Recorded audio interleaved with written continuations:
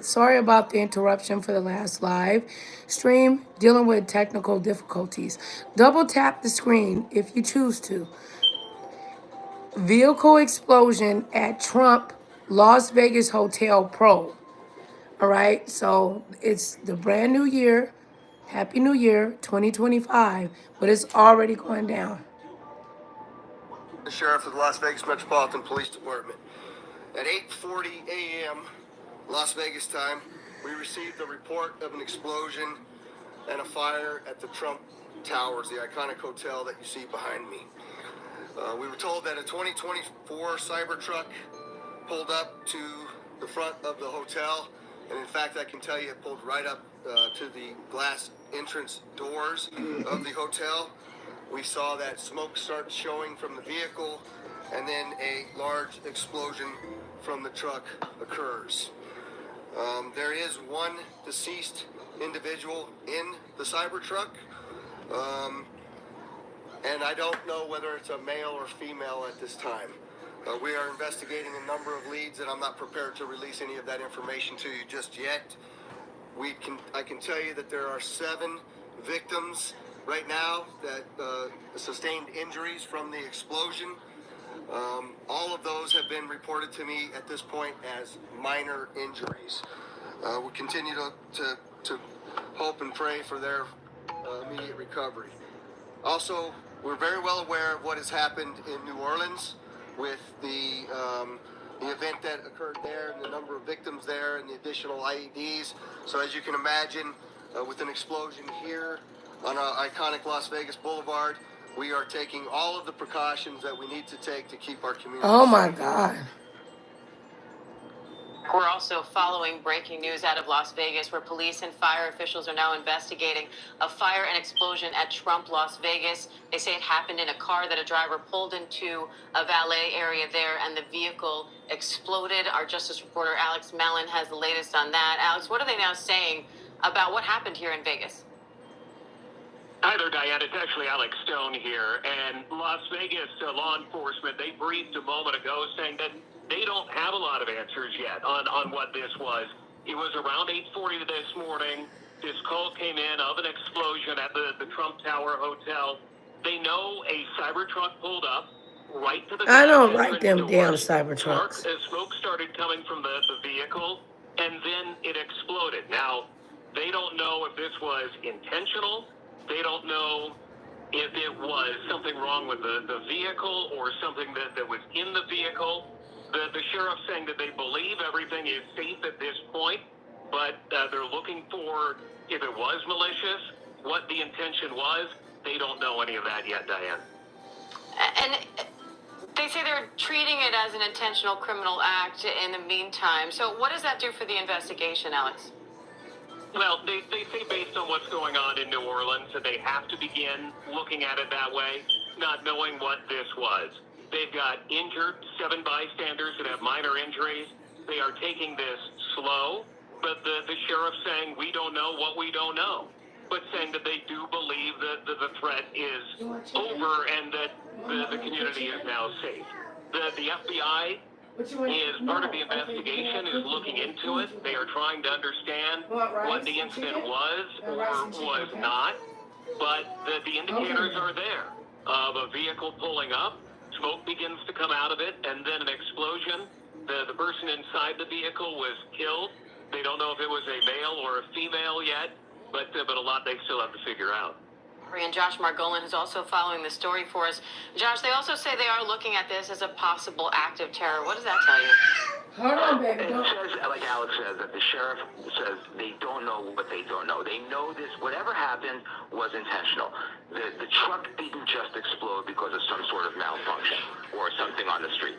The driver took the Cybertruck up into the valet port in front of the hotel, and they started seeing some smoke, and then it exploded. Apparently, this is according to law enforcement sources that we're talking to, there were some fireworks-style mortars in the truck. Now, the question is, were they set off intentionally at the hotel? Were they set off, or were they lit? What hotel was this? Somewhere else?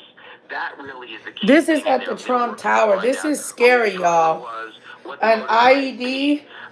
but because that's obviously Oh the my key. But God. this was not an accident in their mind, and that's why they're I've saying been possible criminal act, possible act of terror. These It gives cyber law trucks. enforcement the full array of legal I've authority seen them. to do a full investigation so they can get everything done. You know, you can't go back and recreate an investigation. You have to get the evidence, get the information, and then Here, make a baby. determination. And that's people who follow us all the time now with all of these active shooters and other types of incidents have come to know that that's how police want to react at first so they can get as much information quickly.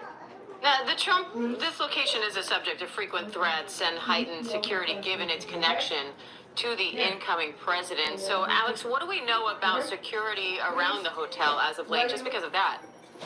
Well, security, Diane, has always been tight around this hotel going back many years. It's in kind of a remote area of Las Vegas, a little bit removed from the strip, kind of in a, you can see in the pictures of the hotel that there's a parking lot there and some lower level buildings that are around it, but it's not on the heart of the Vegas Strip. But because it is the name brand of the former and soon-to-be president again, that security is always tight. There's usually Vegas police there. There's usually other security as well. But we can see in video that in this case, looks like the cyber truck pulled up, the smoke began, then it exploded, and a valet, just like any other valet, where you would pull up and nobody was stopping this truck from pulling up, went right up to the glass doors, just like you would at any Vegas hotel. This truck pulled up in that way. All right, Alex Stone. And I know Eric Trump tweeted about this earlier, saying the safety and well-being of our guests and staff remain our top priority. We extend our heartfelt gratitude to the Las Vegas Fire Department and local law enforcement for their swift response and professionalism. Okay. Las Vegas law enforcement, they briefed a moment ago saying that they don't have a lot of answers yet on what this was. It was around 8:40 this morning. This call came in of an explosion at the Trump Tower Hotel. They know a cyber truck pulled up right to the glass entrance doors. Smoke started coming from the vehicle, and then it exploded. Now, they don't know if this was intentional. They don't know if it was something wrong with the vehicle or something that was in the vehicle. The sheriff's saying that they believe everything is safe at this point, but they're looking for, if it was malicious, what the intention was. They don't know any of that yet, Diane. And they say they're treating it as an intentional criminal act in the meantime. So what does that do for the investigation, Alex? Well, they say based on what's going on in New Orleans that they have to begin looking at it that way, not knowing what this was. They've got injured 7 bystanders that have minor injuries. They are taking this slow, but the sheriff's saying we don't know what we don't know, but saying that they do believe that the threat is over and that the community is now safe. The FBI is part of the investigation, is looking into it. They are trying to understand what the incident was or was not, but the indicators are there of a vehicle pulling up, smoke begins to come out of it, and then an explosion. The person inside the vehicle was killed. They don't know if it was a male or a female yet, but a lot they still have to figure out. And Josh Margolin is also following the story for us. Josh, they also say they are looking at this as a possible act of terror. What does that tell you? It says, like Alex says, that the sheriff says they don't know what they don't know. They know this, whatever happened was intentional. The truck didn't just explode because of some sort of malfunction or something on the street. The driver took the cyber truck up into the valet port in front of the hotel, and they started seeing some smoke, and then it exploded. Apparently, this is according to law enforcement sources that we're talking to, there were some fireworks-style mortars in the truck. Now, the question is, were they set off intentionally at the hotel? Were they set off or were they lit so that they would go off somewhere else? That really is the key thing, and they're working to find out who the driver was, what the motive might be, because that's obviously the key. But this was not an accident in their mind, and that's why they're saying possible criminal act, possible act of terror, it gives law enforcement the full array of legal authority to do a full investigation so they can get everything done. You know, you can't go back and recreate an investigation. Okay, now peep game, y'all. Hey, Sister Tarsha Global. Listen, y'all. Okay, it presumes that there was okay, these cyber trucks, I've seen them in the area. Hold on, Pumpkin. In the area where I reside, right? They just, the ones that I've seen, they're really big. They just look like they're, I don't know, trying to push you off the road. And when I'm taking my daughter to school in the morning, and I say, Shy, do you think I'm just being, because I have an anxiety disorder?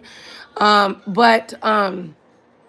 I shouldn't claim that. God is good, you know, but I get anxious, right? And when I seen those trucks, I was like, they look like they don't look real. Have you guys seen, you know, the trucks that they're talking about? Somebody that took one of them Tesla cyber trucks over to the Trump Tower and pulled in valet and the shit exploded. Like that.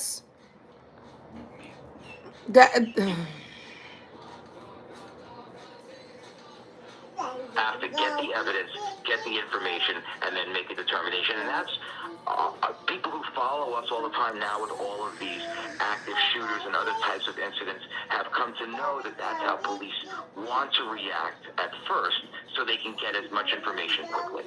Now, this location is a subject of frequent threats and heightened security given its connection to the incoming president. So, Alex, what do we know about security around the hotel as of late, just because of that? Well, security, Diane, has always been tight around this hotel going back many years. It's in kind of a remote area of Las Vegas, a little bit removed from the strip, kind of. You can see in the pictures of the hotel that there's... I've stayed at the Trump Tower. I told you I met Donald Trump, and he gave me like a room for like a whole. Well, he told me I could stay as long as I needed. I gave him a review. He was a gentleman. I didn't get any presumption that he was racist or bigoted. That he was a businessman and that he cared. And he made sure that I had a flower and breakfast every morning while I was at that room. And lunch. Like, he treated me like a lady. So, I don't know. That was just my experience. Things happen. But listen to me, y'all. The devil comes to kill, steal, and destroy. We're in a new year. God is calling for his people. And we need to stand close to God's undying hand. This ain't no joke. Like blowing up like a human being in Nevada, on the strip, pulling up. Go look at them. Them Tesla things, they should be a part of the military. They just look weird. You can't see in them. They look like these weird ass tanks. And they're over here all the time. I told y'all that I was dealing with stalkers and it's some weird stuff going on. People have separated themselves from God. They have no desire to know who the Most High is. And they on demon time. A parking lot there and some lower level buildings that are around it, but it's not on the heart of the Vegas Strip. But because it is the name brand of the former and soon-to-be president again, that security is always tight. There's usually Vegas police there. There's usually other security as well. But we can see in video that in this case... And what happened in New Orleans? They said something happened in New Orleans. Was there a cyber Tesla truck over there? Let me look that up, y'all. Looks like the cyber truck pulled up. The smoke began. Then it exploded. Let me see what happened in New Orleans. Valet, just like any other valet, where you would pull up and nobody was stopping this truck from pulling up, went right up to the glass doors, just like you would at any Vegas hotel. This truck pulled up in that way. All right, Alex Stone. And I know Eric Trump tweeted about this earlier, saying the safety and well-being of our guests and staff remain our top priority. We extend our heartfelt gratitude to the Las Vegas Fire Department and local law enforcement for their swift response and professionalism. We, of course, will continue to stay on this story. The car explosion at Trump International there in Las Vegas. We will continue following those developments as we learn more. Okay, hold on. All right, wait, here it is. It says breaking. Police have video appearing to show several people planting potential explosive devices before the New Orleans vehicle attack, source says. Oh my God. Oh my God.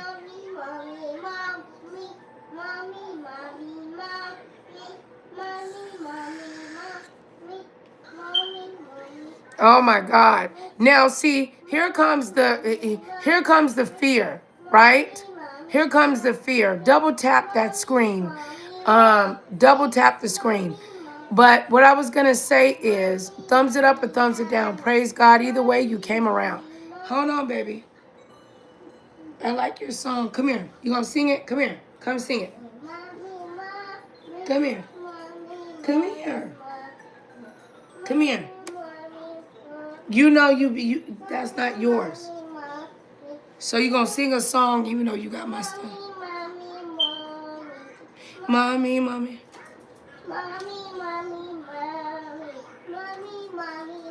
Ah, Lord. Anyway.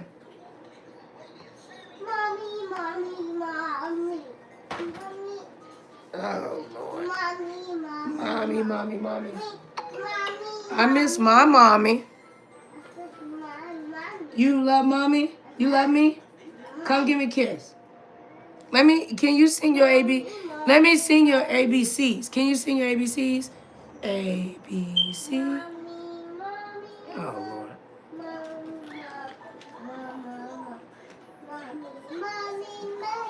Oh, Lord, y'all. All right, let's figure out what's going on in New Orleans, y'all. Hold on, y'all. Where the damn phone at?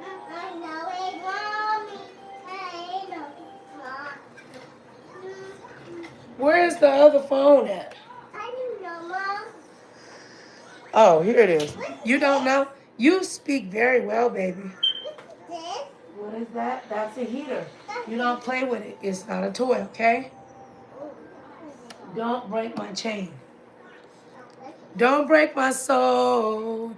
You can't break my soul. Okay, where the other phone at? Hold on, y'all. I'm trying to figure out what's going on in New Orleans.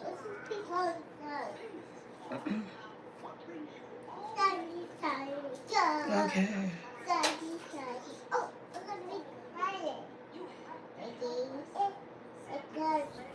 Okay, there was a... I want to go to CBS News Senior White House and political correspondent Ed O'Keefe, who joins us now from West Palm Beach, Florida. Ed, what are we hearing from the White House? Lindsay, the president has left his Wilmington, Delaware home and is now en route to Camp David. Before he took off from Wilmington, Delaware to Camp David, he spoke with reporters briefly. We should play what he had to say. I've contacted every agency in the federal government as well as the state. They're all coordinating to get to the bare facts. We know what the facts are. Can you say if he was a foreigner or if he was domestic? I'm not going to say anything until I get all the facts in front of me. Has the suspect been identified?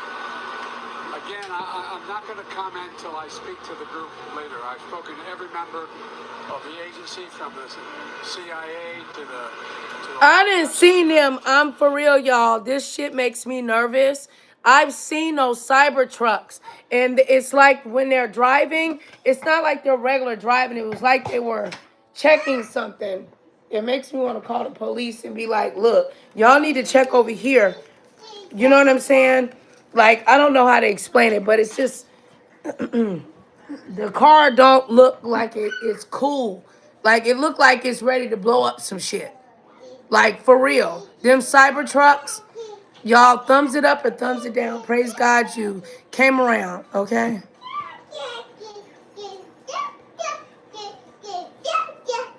to FBI, NSC, and I'm gathering all the information. I spent a lot of time with the government, with the mayor.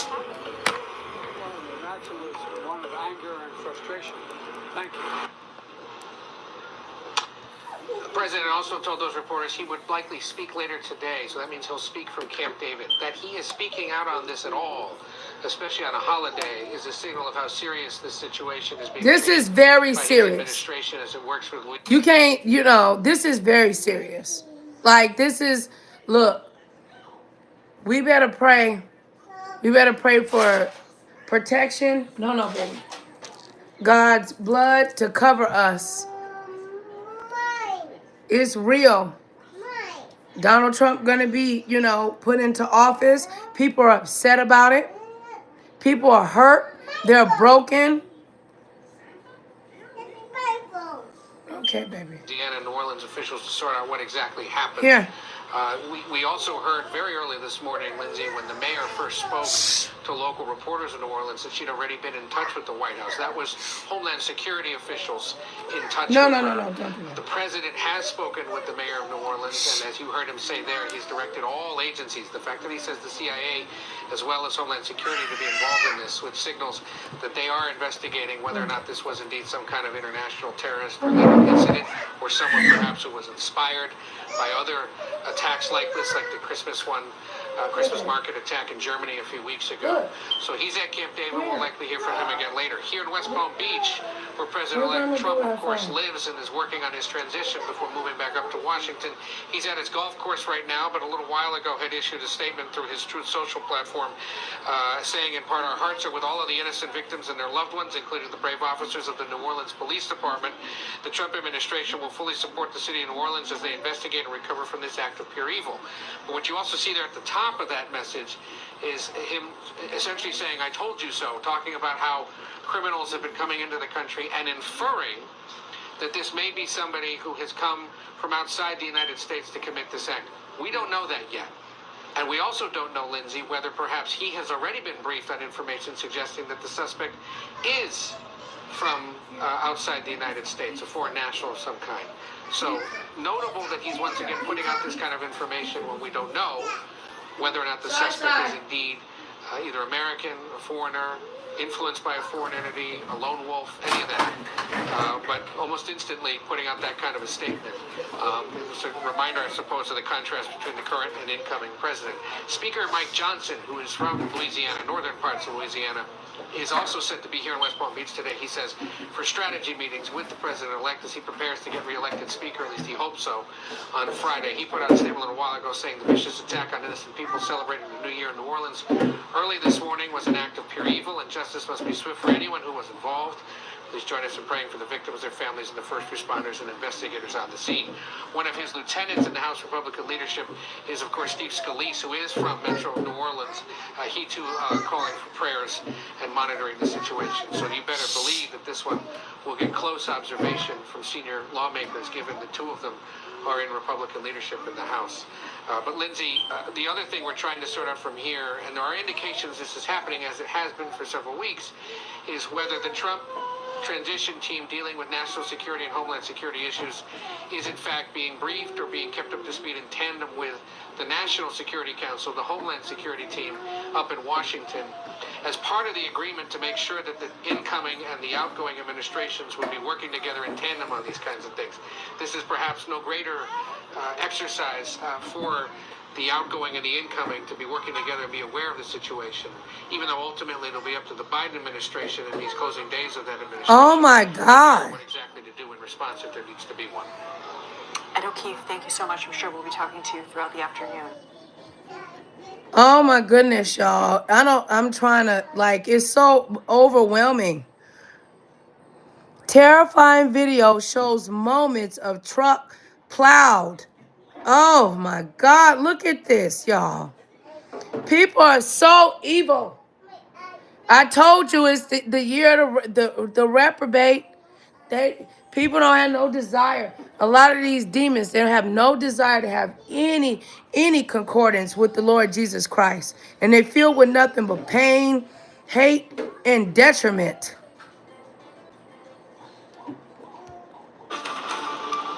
Hi, everyone. Thanks for joining us here on CBS News 24/7. I'm Lindsay Reiser, and we are following that breaking Let me news see if out I of can New put Orleans. the... And At least 10 people are dead and dozens more injured after. See, I broke my damn tripod. I want y'all to be able to see it.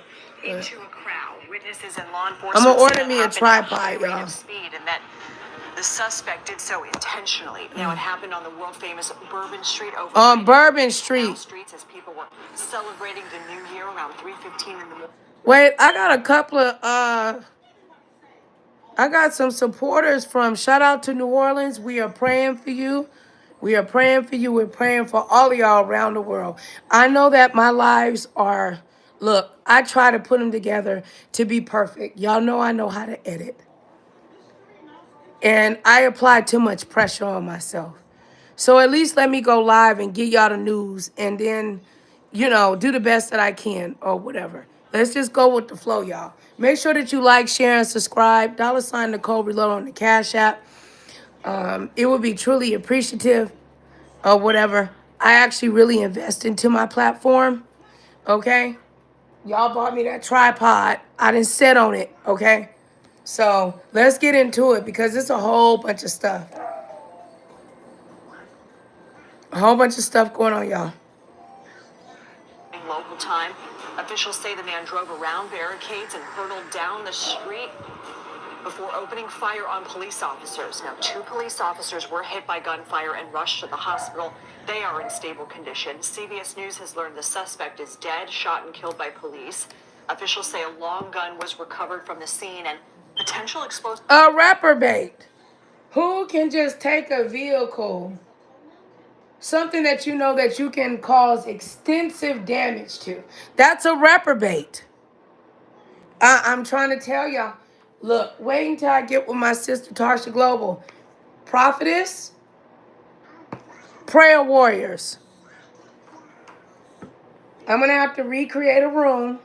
Not like that or whatever, because ain't nobody trying to get no room to do no, you know, because people will befriend you on this app just so they can get screenshots and find when you're broken or hurt or need prayer and take it and flip it and drag it because they don't know how to create content. They need anything. Ooh, a booger in your nose. 3 weeks. Ain't taught nobody nothing. And didn't even get the motherfucker no damn. Oh, let me stop cuss. No damn tissue. God forgive me, I'm sorry. Devices were also recovered and are being analyzed. The city's mayor referred to this as a likely terrorist attack, and the FBI is saying it is investigating it as terrorism. CBS News senior White House and political correspondent Ed O'Keefe joins us now from West Palm Beach, Florida. Ed, what are we hearing first from the White House?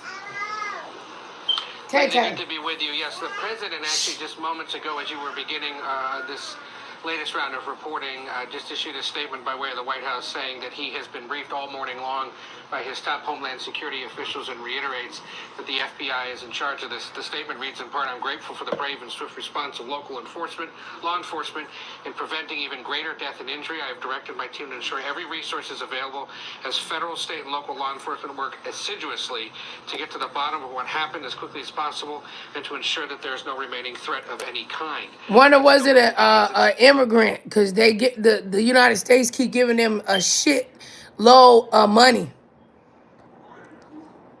We have America right now, in my opinion, we look weak, very weak, and God is not pleased. He's not pleased. Okay.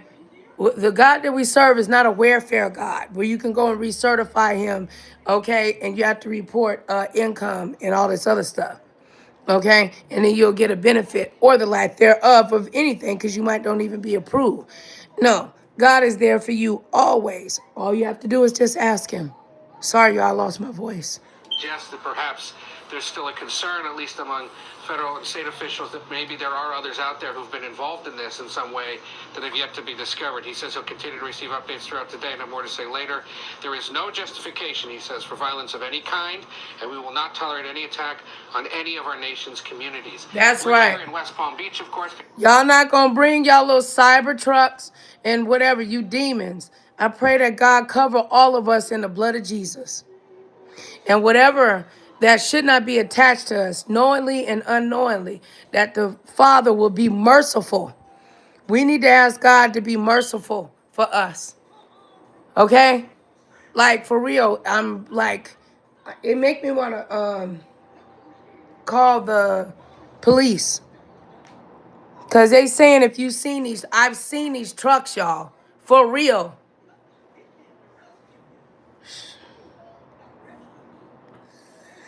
And they stand out. And I said, Cheyenne, it looks like they're doing a run.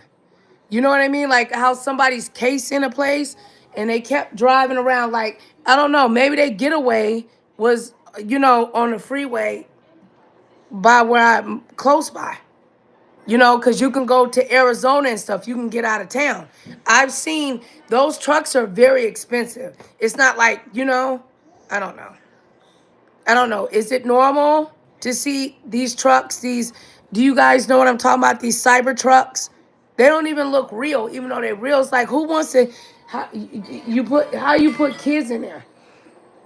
I don't know. They just look like a big ass coffin on wheels. Because President-elect Trump lives here. He is currently over at his golf course, but issued a statement through his Truth Social platform a little while ago, beginning by sort of suggesting, I told you so, saying that when I said that the criminals coming in are far worse than the criminals we have in our country, Thank you. That statement was constantly refuted by Democrats and the fake news media, but it turned out to be true. And look at that. Y'all I was talking to my doctor and the phlebotomist.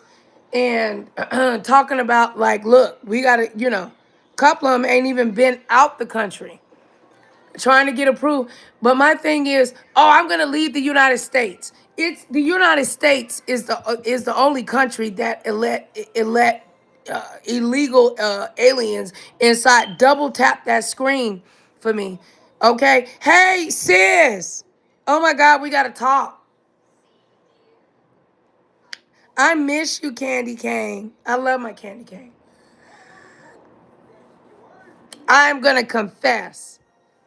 I see she got wrenches all around, but that is my girl, okay? Don't get mad at me. I be like, look, my sister's still around, okay? I love you. I really do, Candy Cane. I do. And hopefully all of the moderators, we can get together and actually meet in person.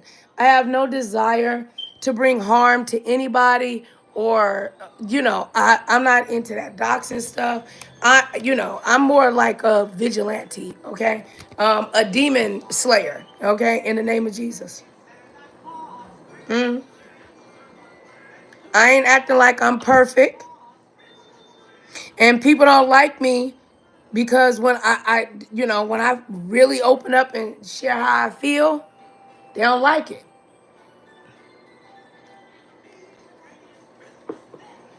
And I'm going to tell you why, Candy Cane. Why I love my sister, Candy Cane. Me and Candy Cane had some really good, beautiful, spiritual conversations. If this woman was a nasty person, she would have blew me underneath the water a long time ago. She don't go in other people's chats and act funny. She don't remind me of how much people hate me online. She reminds me that she loves me and that she cares about me. And I appreciate that, Candy Cane. And I will do my best in 2025 to improve and uplift our relationship that we're building. Shout out to Red Wings too. Okay? Y'all gonna leave my people alone. Leave us alone. We ain't doing nothing. Is that whoever this is has come into the country either legally or illegally. We don't know that yet about the alleged attacker in New Orleans. So notable that the president-elect is already... Well, down in Springfield, they just handed them Haitians driver's license. I'm not trying to be hateful or disrespectful, but regular people can't even get driver's license. Down in Springfield, they handing out driver's license and checks, okay? It's going down. People mad, they're not going to get their money. New York, and when they come for Vegas, that is a big sign.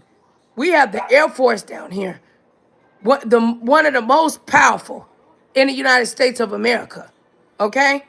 Vegas is a secret weapon. You can't come down here thinking you're gonna blow up shit. Y'all better step. I told y'all last night when I was on live. Did y'all see it? The helicopter that flew by and it went and flashed in front of all of that. They fly by here every year. And I was wondering, because they'll normally do a circle for me for the girls. You know what I'm saying? Or whatever. And they left. Now I see why. It's some stuff going on. You know? My voice sound raggedy, child. Candy cane. I'm going to go live again. Look, I'm just going to act a whole mess, okay? Dog, hot, diggity, dog. Hot, diggity, dog. Pointing out that either assumption or perhaps he knows something that hasn't been shared more widely yet. We'll wait and see. But he continues the statement saying our hearts are with all of the innocent victims and their loved ones, including the brave officers of the New Orleans Police Department. And the Trump administration will fully support the city of New Orleans as they investigate and recover from this act of pure evil. Notably, House Speaker Mike Johnson, who's from Louisiana, is set to be here in Florida today to meet with the president-elect. He tweeted out a little while ago that this vicious attack on innocent people celebrating the New Year in New Orleans early this morning was an act of pure evil, and justice must be swift for anyone who was involved. Please join us in praying for the victims, their families, and the first responders and investigators on the scene. He's from more northern parts of Louisiana, but Steve Scalise, who of course is a member of the House Republican leadership team, is from the greater New Orleans area, and he just said a little while ago on social media, please join me in praying for the victims and their families, as well as our first responders in the wake of the horrific act of violence on Bourbon Street. So we will continue to monitor, Lindsay, the federal response, but two notable things there. First, that the president himself is suggesting they're still working to ensure that there's nobody else involved in this and that the real threat of it is over.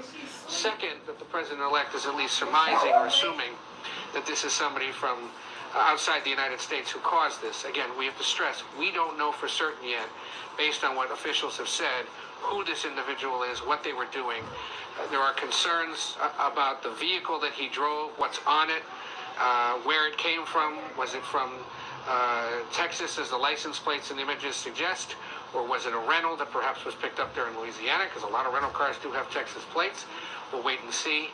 But clearly here, on what it was supposed to be, or what would normally be a holiday, all aspects of government now up and running and monitoring this situation and eager to learn more. All right. And O'Keefe, always appreciate your steadfast reporting. Thank you.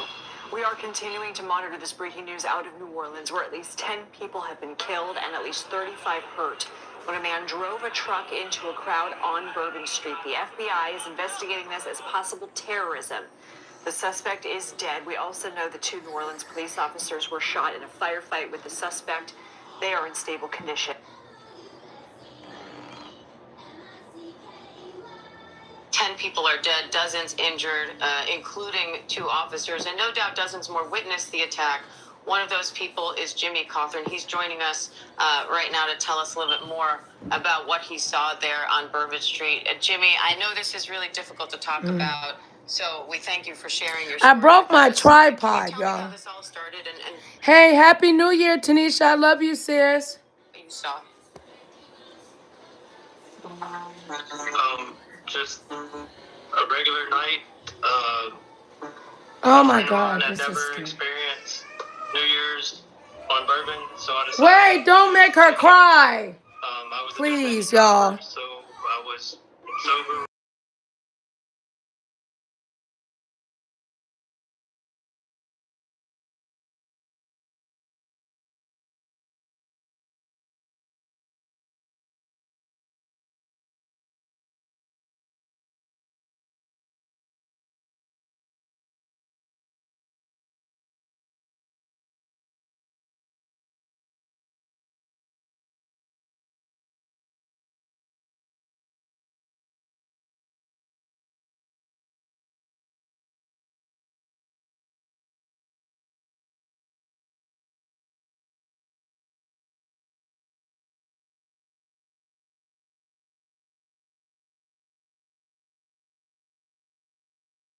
Knowing. Okay, hold on, y'all. That motion or something was going on. Can you tell me how this all started and what you saw? No, baby, don't cry. Just a regular night. There was a terrorist attack. A friend of mine had never experienced New Year's on Bourbon, so I decided to take him. I was the designated driver, so I was sober, remember everything. Everything was fairly normal for New Year's in New Orleans. We were heading back towards Canal when it looked like just a large commotion or something was going on up there. We weren't really wanting to fight through that. We just figured it was just some nonsense. So we ducked off into a nightclub. And within 2 minutes of being in there, 4 or 5 frantic females run in, duck under tables, get out from under the tables, run some more. So figuring New Orleans for New Orleans, we thought it was a shooting or something going on that was going to follow into this club. We ran upstairs to the balcony, knowing there was a balcony up there, and it would be our better spot. And once we got out there, what we seen wasn't anything I wish anyone else to see.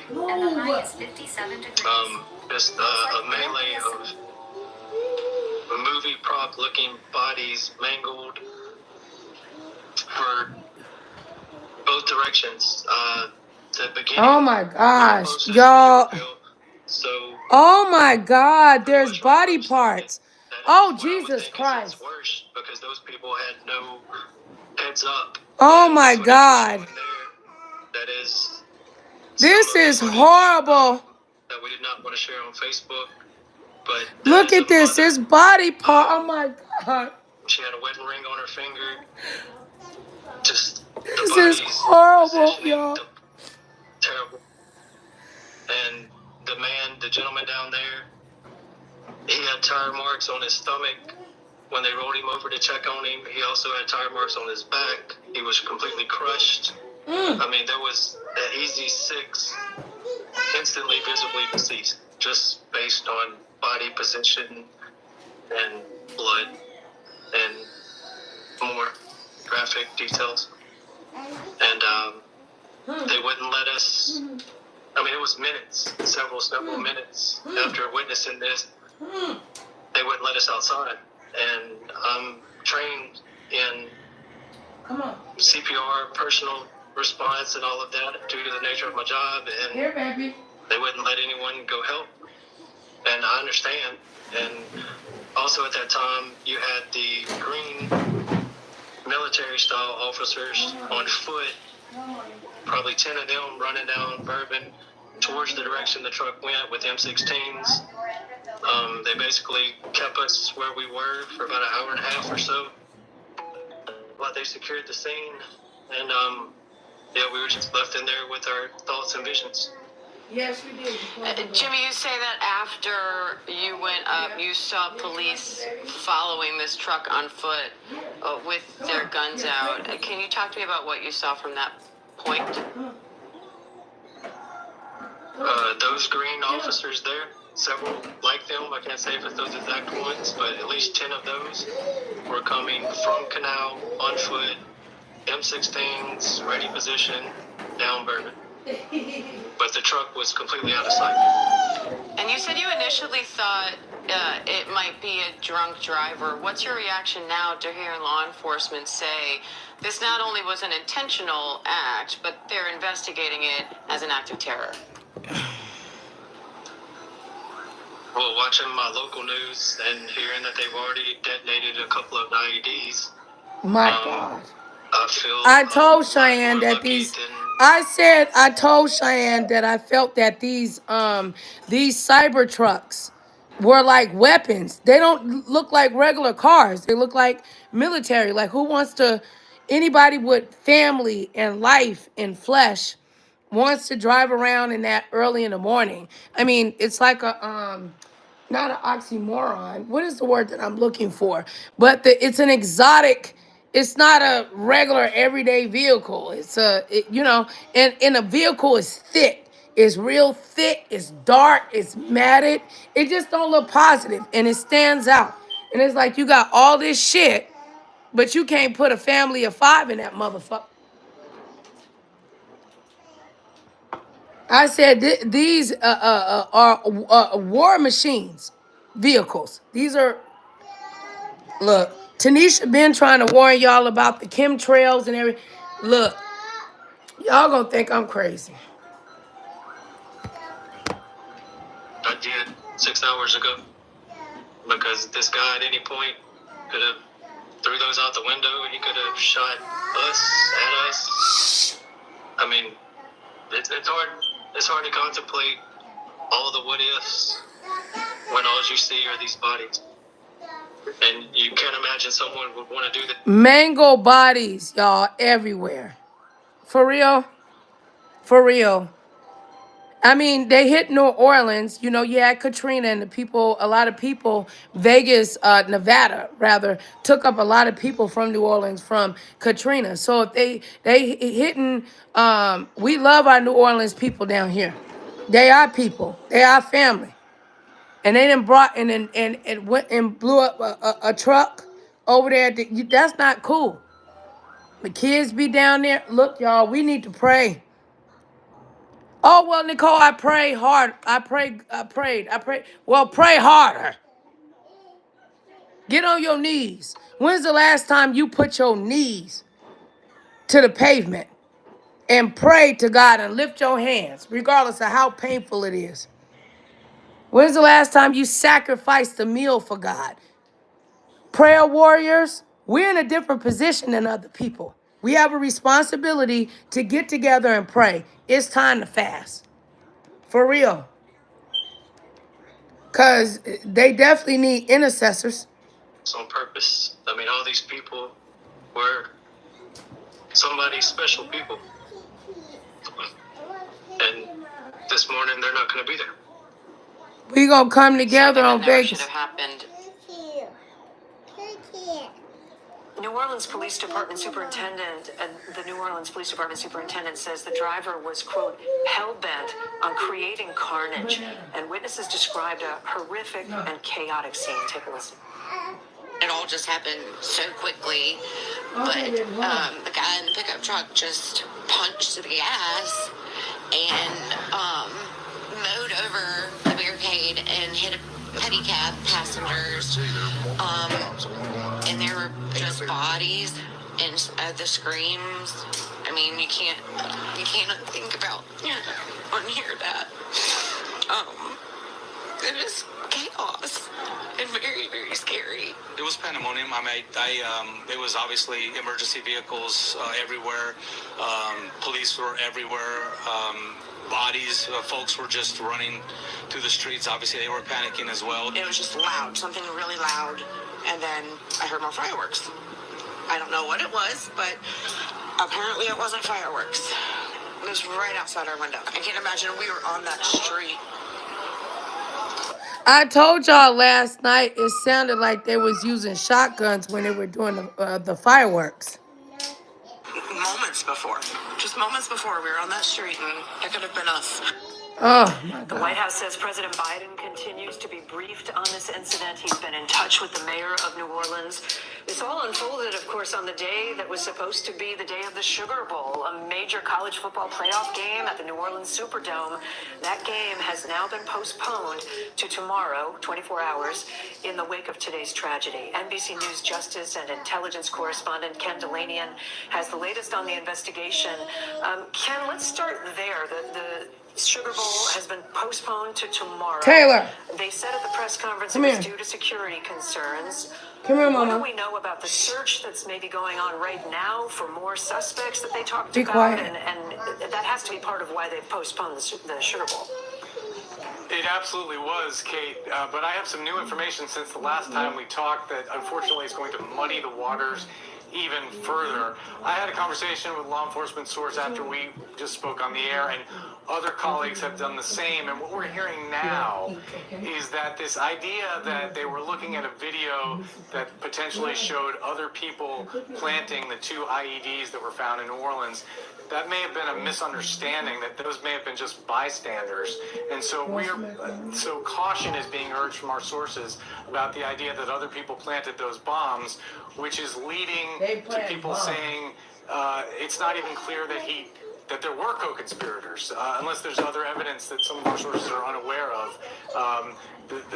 My source was just raising the possibility that he did act alone after all, and so this may have been a misreading of some evidence. I think the bottom line here is that it appears that this is a chaotic situation, a lot of information flying around, a lot of evidence being analyzed, particularly video evidence, and they just don't appear to know. That would explain the sort of mixed messages we got from that news conference where some of the officials definitively said, we're going after bad people, we think there are other people out there. We heard the assistant special agent in charge say, we don't believe he acted alone, but then they didn't provide any evidence about the basis for that belief or the identities of these other alleged co-conspirators. And let's not forget, that same assistant special agent in charge this morning, the first thing she said was this was not a terrorist attack, so which turned out to be wrong. So I think we just need to be cautious here, and as we try to understand what exactly they're saying, what we know for sure is that this man, who is now dead, drove his F-150 or NF-150 Ford pickup truck into a crowd of people at high speeds and killed as many as 10 and perhaps more individuals, injured more than 30, was flying an ISIS flag in one of the most horrific terrorist attacks, if that's in fact what it was, since 9/11 here in the United States. So whatever else happened, that we know, and that's just absolutely horrific, Kate. Thanks for watching. Stay updated about breaking news and top stories.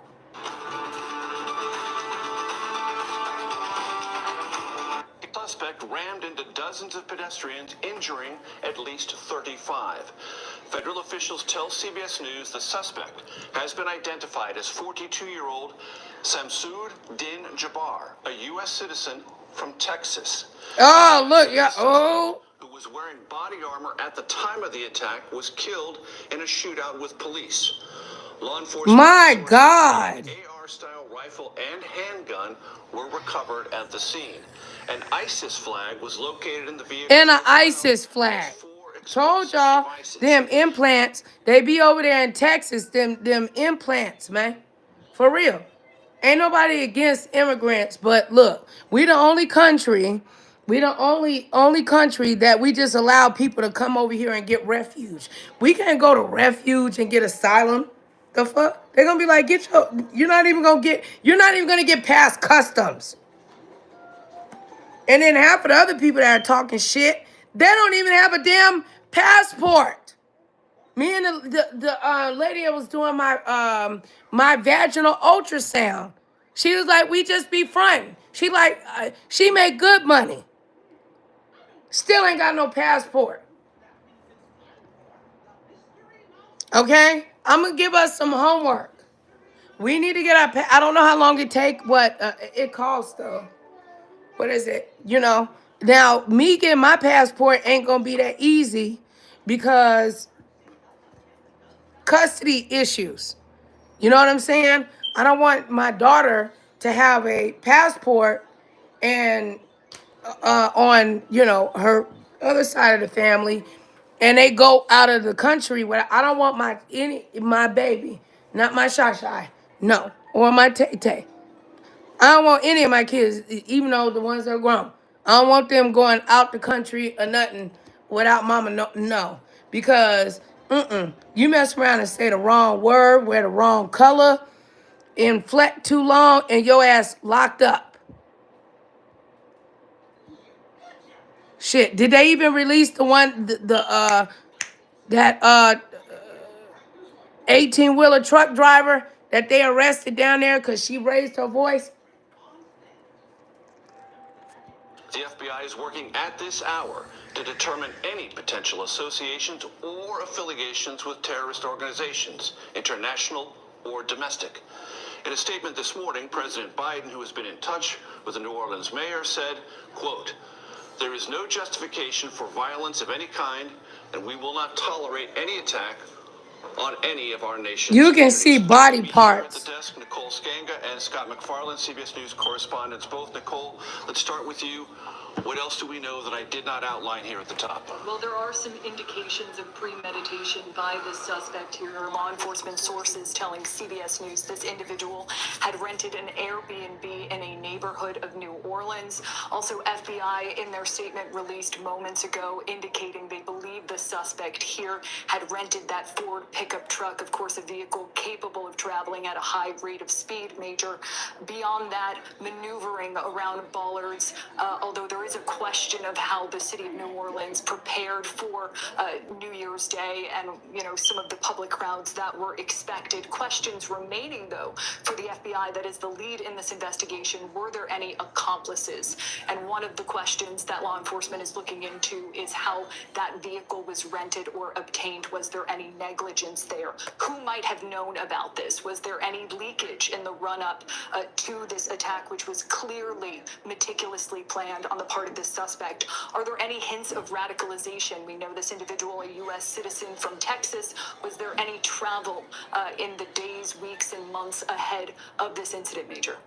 And Nicole, we would assume search warrants being executed at that Airbnb and possibly at the vehicle in the scene on Bourbon Street. As well as the suspect's home back in Texas, Major. And in addition to that, a full digital and forensic scrub trying to determine, who this individual interacted with in the days and weeks ahead of this attack, how they might have been inspired or directed. Of course, you mentioned that ISIS flag. No indication at this point.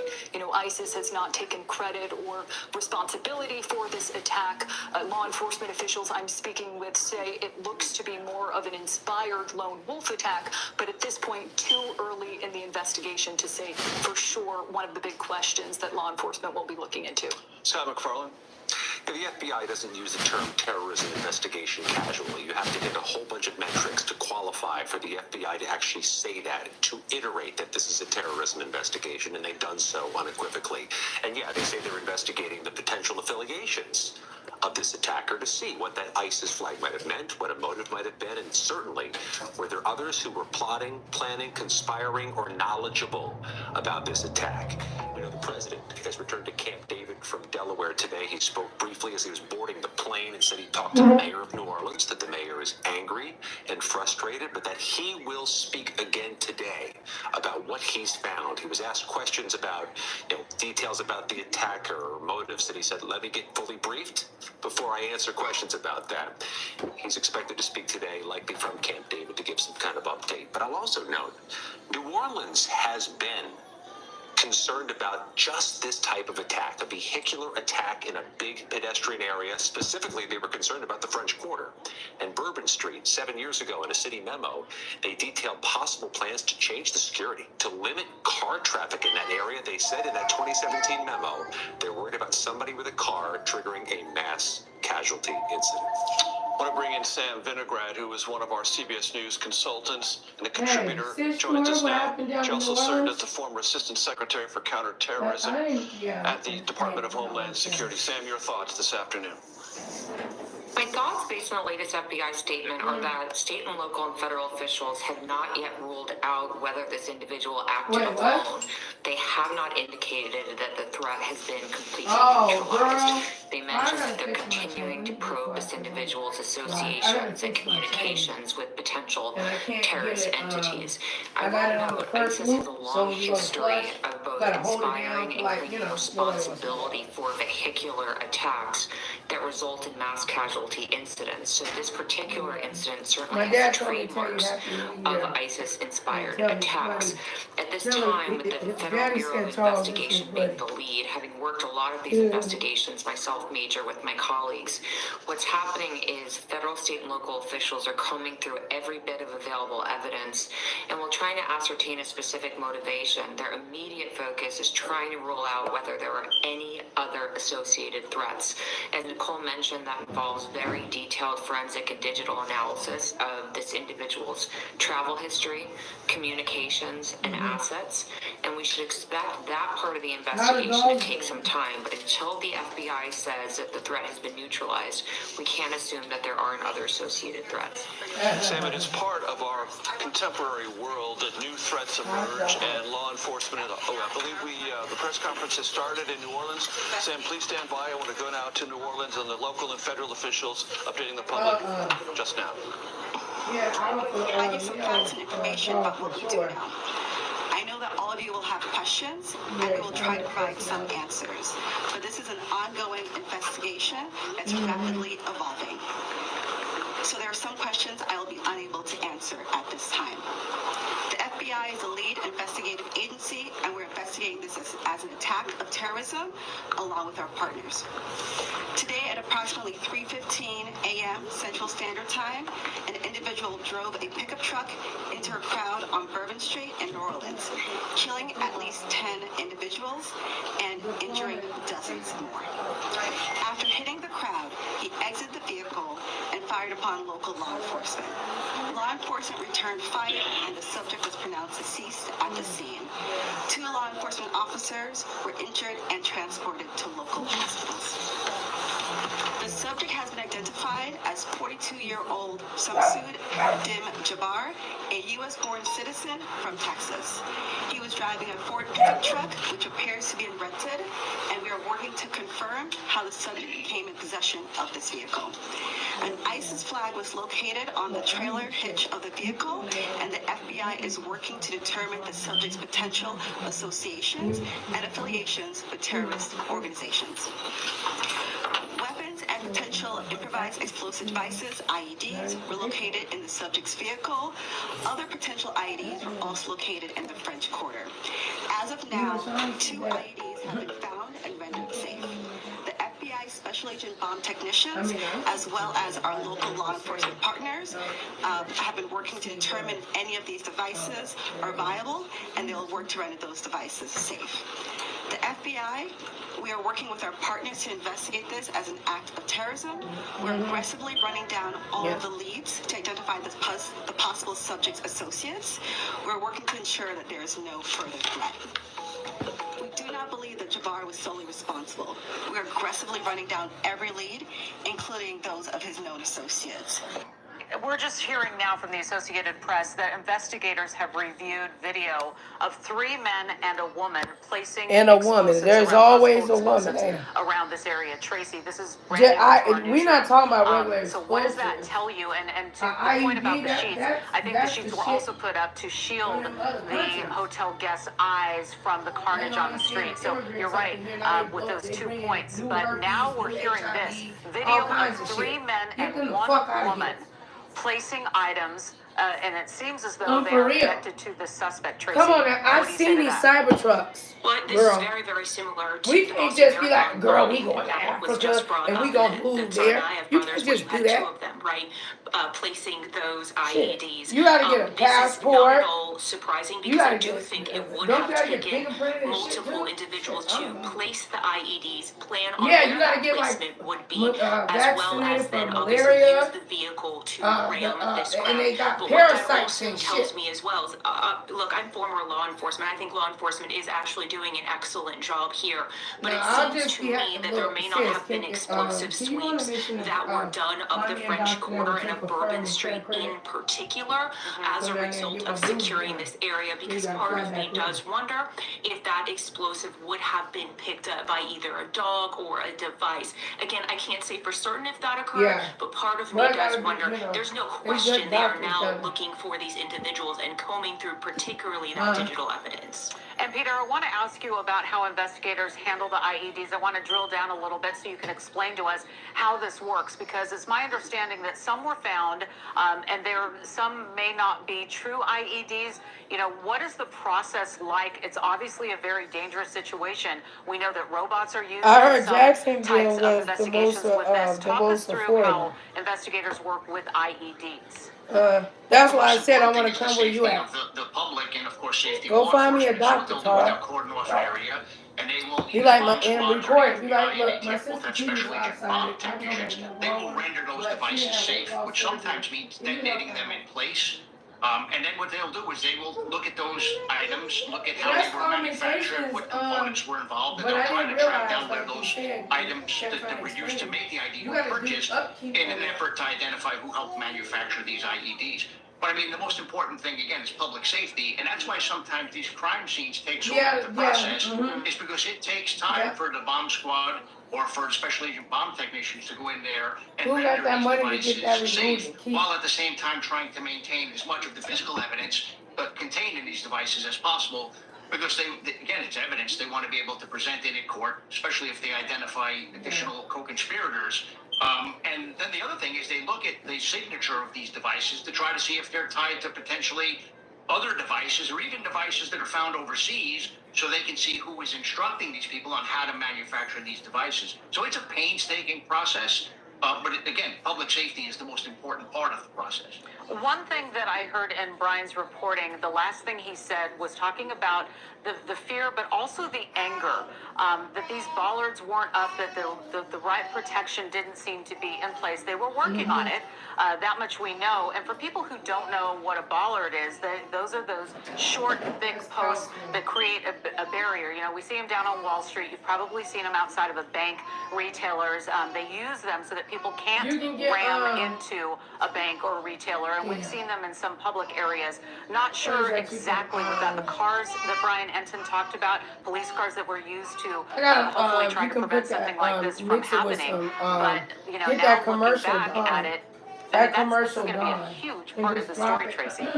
In there. This is going to be a huge part of the story, no question. And you know what's interesting, Laura, is that these bollards were put up in 2017 in this area in direct response to a vehicle terrorist attack by ISIS in Nice, France during Bastille Day.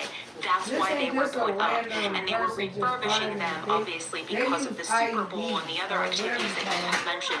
One of the things that they failed to do, the bollards, as you mentioned, at banks, the Capitol, all of those places have them, is they tend to extend through the sidewalks. And that's what they didn't have here. Those police cars did block off the street, but as we saw, this terrorist drove up, and as Brian mentioned, up and around the sidewalk. So these bollards didn't extend past there, these makeshift ones. And in my opinion, that was a security issue that was absolutely missed in this case. Thanks so much for watching. Just go to joinnn.com to find your station on your television provider. Don't forget to click the red subscribe button below to get more of News Nation's fact. There's nothing about that that's godly. You're taking people's lives.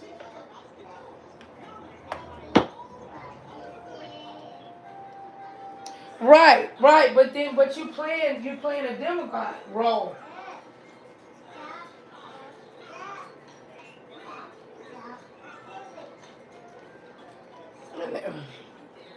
Yeah,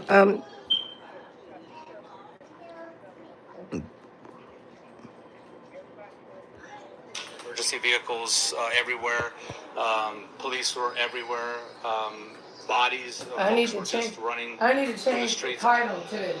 A horrific scene in the Bodies and body parts everywhere. You can see police Poor officers New react Orleans. to what the FBI now calls a terrorist attack. A truck plowing They into a said crowd this of is one of people the on Bourbon Street close to overnight. It's now 9/11. 4 With o'clock, them, and I'm we're telling gonna you, pick up sis, today in the on what we've morning. learned from You know, I authorities be a up little at more 4 than an o'clock hour in the ago. morning. So the suspect here is 42-year-old But I don't be Shasid like Din Jabbar. coherent, Agents say he is the person who plowed that truck into a crowd of people.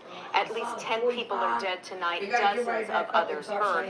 All of this happened But we be on seeing them Bourbon cyber Street trucks. in the early morning It's hours two as people of were them. ending their New Year's Very celebrations. distinctive vehicle.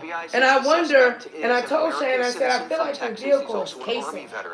Agents He say said, he Mama, drove what does that that mean? truck I said, onto because the he keeps sidewalk driving in to the get same, around a police car. like he's trying to get And away after from hitting something. those dozens of people, he got out and started shooting at They police. Two attacked officers Vegas. were hurt, but we're told they will be okay. Now, we do know the suspect is dead today, and an ISIS flag was on the And an hitch of the truck ISIS he was flag. driving. I told Investigators now are Cheyenne, working to Cheyenne got figure to out set if he one has any upstairs. ties to the terrorist organization. She told me I Police should have called, also but I'm say like, they damn, believe I'm only he one did person. not act alone. Why I gotta be always calling the police police and FBI and shit. Are in New Orleans. What if I call and it be wrong because I'm emotional? That's a lie. Learned this afternoon that game has But been look at this. postponed until tomorrow.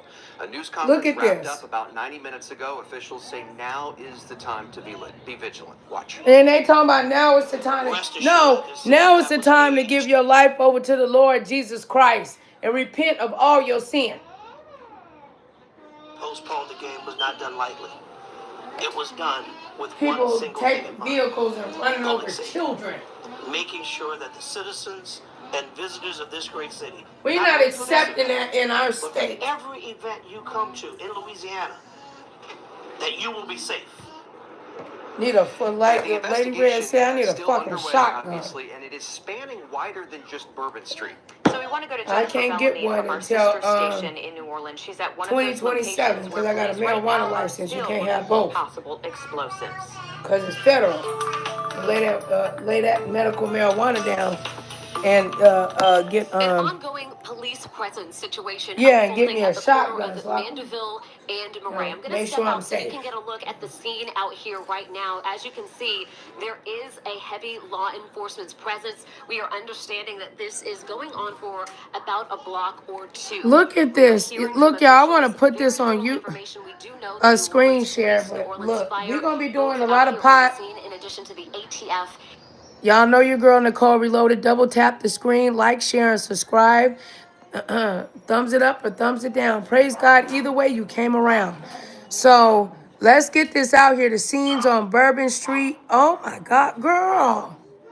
And the FBI, and we're told Girl, they just got body parts spread out and covered. Will have to come from the FBI. We have had a chance to speak with some neighbors here. They tell us that what a horrible way to die. To evacuate their homes for their own safety this morning. Many of them leaving with just their pets and whatever they had on at the time. We know that there is a nearby church that has opened its doors to allow people a space to kind of get out of some of the elements in the cooler weather right now, but not a lot of information. Neighbors really concerned about what is going on and if it's connected to Airbnb homes on this street. Here's what they had to say. I hope there's no connection, but I mean, it's scary. It's just odd that it's all happening at the same time after that happened this morning. So it's scary, and we don't know. So until we do know something, just kind of puts your mind at ease, but you don't really have that ease right now. Well, because you need to call on the Lord Jesus Christ. About what is going on right here with the focus of the investigation. And I'm not trying to force people to love the Lord, but I mean, I don't know what else to tell people what to do. When they contact, you know, no, really, if you call on the Father, He'll be there for you. We do get will be coming from the FBI, the agency that is also investigating the attack on Bourbon Street. Reporting for WWL Louisiana, Jennifer Bellamy. All right, so that was a look at the investigation. There is also the emotion. This vibrant place suddenly touched by violence. We have a crew in New Orleans right now. That's right. Our Dominic Miranda and photographer Josh Blankenship have been there this week. Dom, of course, you guys went down there to cover the Sugar Bowl. I cannot imagine the shift from the New Year's revelry and the anticipation and excitement for this game and now this tragedy. Well, you know, we talked the last few days of the excitement leading up to the Sugar Bowl and how great of city New Orleans is, and the attitude shift in the last 24 hours or even less than that has been remarkable. There was shock, there was anger, there was sadness this morning right here in downtown New Orleans, and I want to show you behind me. This is where it all happened, at the intersection of Canal Street and Bourbon Street. And as we know and as we've reported, we do know that 10 people were killed, 35 were injured, as a man just after 3 a.m. this morning drove a white pickup truck down that street. You can see behind that mobile communications center right there, and just chaos ensued. Just an hour ago, there was press conference held at the New Orleans Police Department headquarters. The special agent in charge of the FBI, mayor of New Orleans, governor of Louisiana, and police chief of New Orleans were among those who briefed the media. The FBI is handling this investigation and says they are investigating this as an act of terrorism. The suspect drove around barricades onto the sidewalk and plowed down Bourbon Street right off of Canal Street, where we were just now.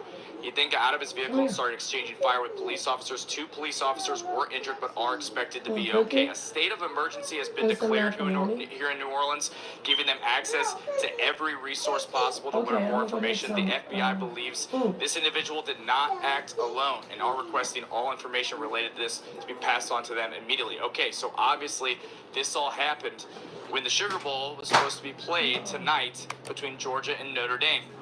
Sugar Bowl Representative Jeff Hungley was also at that press conference and confirmed our report that the game will be postponed for 24 hours. Now, that number 24 hours is what they're sticking with right now. That is subject to change. The game could be played earlier in the day.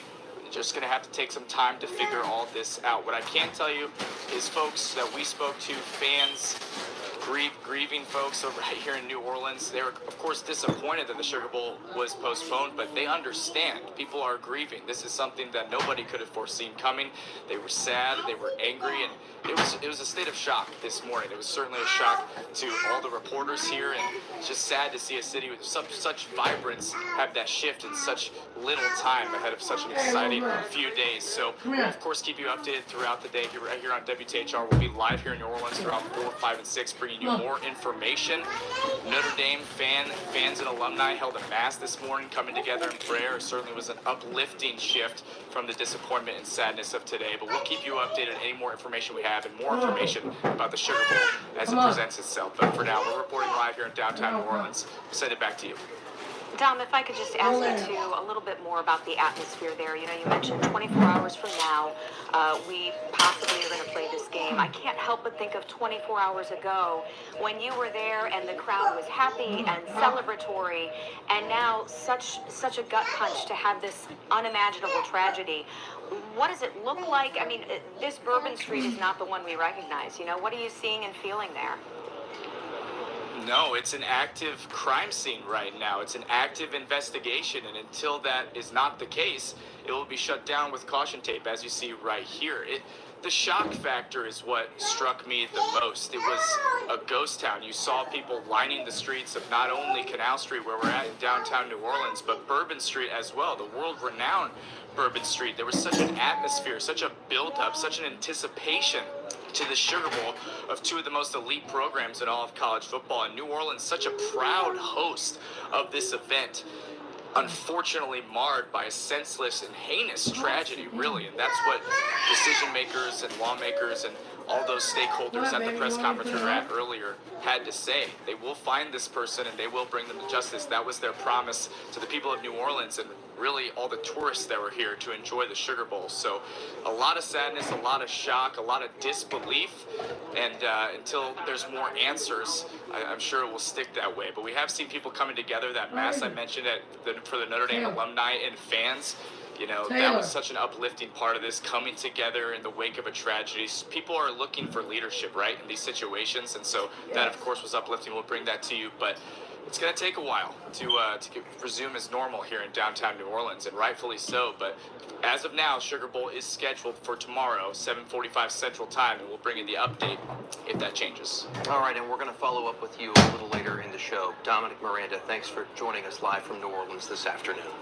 Well, the president of the University of Notre Dame is talking about today's tragedy in New Orleans. He issued a statement today, and if we can put that on the screen, we'll show you here. He says, our prayers are with the family members and loved ones of all those impacted by the terrible attack in New Orleans early this morning. We also pray for all of those injured and extend our deepest gratitude to the brave first responders who risked their lives to protect others. To be in solidarity with those who suffer is to exemplify the spirit of Notre Dame. Today, we are in solidarity with all those impacted by this tragedy. Again, that statement from the president of the University of Notre Dame today. You know, we are still getting a lot of new information about this attack. Law enforcement calling this a very... We want to turn now to another breaking news story, and I'm going to caution you. We are following this developing story. We want to be clear that we do not know anything that ties what I'm about to say, that story, to what we've been talking about in New Orleans. This is just a separate story that we're learning about. Authorities are investigating a vehicle fire outside the Trump International Hotel in Las Vegas that left one person dead, injured several others. We believe the vehicle in question is a Cybertruck. At a press conference this afternoon, authorities did not have any information on the cause of that fire. They said they have many unanswered questions. Here's some of what they said moments ago. I know you're looking for a lot of answers, and ideally right now we just don't have a lot of answers. We're going to continue to work as hard as we can over the next 24 to 48 hours. NBC News correspondent Emily Aketa is following this story and joins me now. So, Emily, we played that soundbite. What else do we know at this point about what happened in Las Vegas? So I'll start with just kind of underscoring the outstanding questions at this point. There are still so many unknowns around the circumstances of the vehicle fire, including was this mechanical, accidental, intentional? Authorities would not weigh in on that, but we know that fire and police in Las Vegas responded to the valet section just outside, as you can see on your screen, of the Trump Hotel in Las Vegas. That's on the northern end of the Las Vegas Strip, to a vehicle fire. The fire has since been put out, but they are encouraging people to avoid the area. We learned from authorities moments ago that 7 people sustained minor injuries, some transported to the hospital, and one person who had been in that cyber truck, they did die. Now, looking at various videos posted to social media, you can see smoke billowing into the sky from a distance away. You can see the flames on your screen right there as well. Some people on social media describing hearing loud sounds and types of explosions, but we're still waiting for more information, and authorities say they expect to be able to share more information in the coming hours. It appears that it was, again, seeing on your screen, a cyber truck. That is one of the newer vehicles from Tesla, Elon Musk's company. We know Elon Musk does have a position in the incoming administration under Donald Trump in his presidential administration, Kate. All right, and Emily, what have we heard? Have we heard anything from the Trump organization since that was outside a Trump hotel? So the Trump organization, as well as Donald Trump's son, Eric Trump, posting to social media saying they acknowledge the electric vehicle fire, also writing in part, the safety and well-being of our guests and staff remain our top priority. We extend our heartfelt gratitude to the Las Vegas Fire Department and local law enforcement. The FBI is now also involved with this. Also, the governor acknowledging that they are monitoring the situation as well. But still a rapidly developing situation, Kate, with so many unanswered questions. But you can understand the concern given the timing and the location of this. Thanks for watching. Stay updated about breaking news and top stories on the NBC News app or follow us on social media.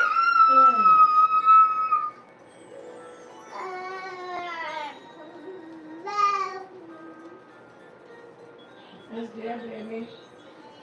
That's my big phone. Yeah. Okay, Okay, go over there. Tell them to like, share, and subscribe. Come on. Come on. Come on. Come on, princess. I know. Say like. Say like. Share. Here, you gotta do it in like. Share. And subscribe.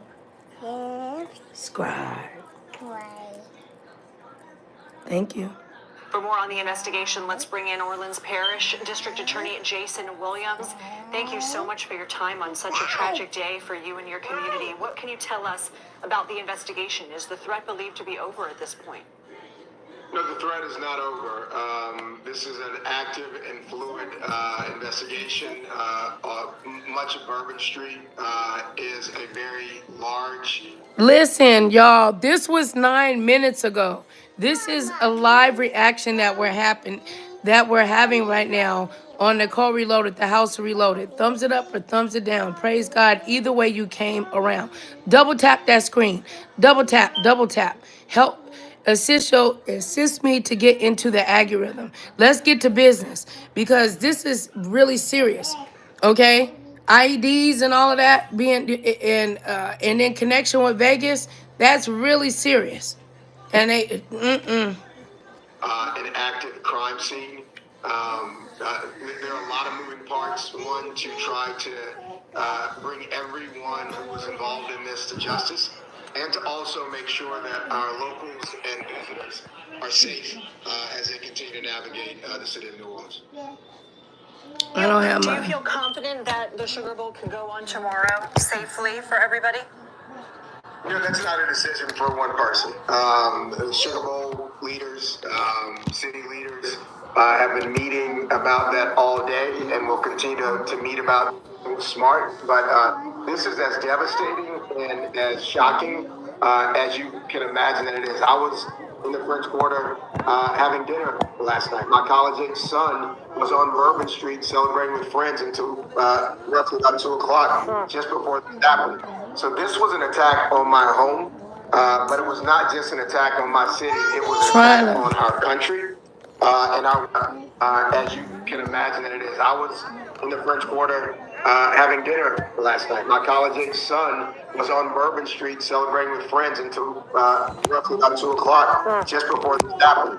So this was an attack on my home, but it was not just an attack on my city. It was an attack on our country. And our way of life. I can't get it right, baby. They went after Americans. He went after Americans and our way of life. And we heard in the press conference from officials today the importance of holding whoever was responsible accountable. We know that the attacker is deceased. What is law enforcement doing now to figure out who, if anyone, that attacker worked with? And will your office be involved in holding those people accountable? I imagine you're going to see New Orleans and the state have been working together in a way that you don't see in a lot of other places. State, the AG, LSP, NOPD, my office. Coordination is very good. It was already very good, but you're going to see a level of coordination that you probably don't see anywhere else in the country in terms of national, state, and local investigators and prosecutors working to hold every single person that played any role in this attack accountable. I mean, this attack was clearly intended to harm a lot more people. This truck was used as an odious weapon. He opened fire after the truck could not move anymore. He had bombs ready to hurt other people. The only reason there wasn't more loss of life was because of the quick work of the men and women of the New Orleans Police Department. They ran to that danger.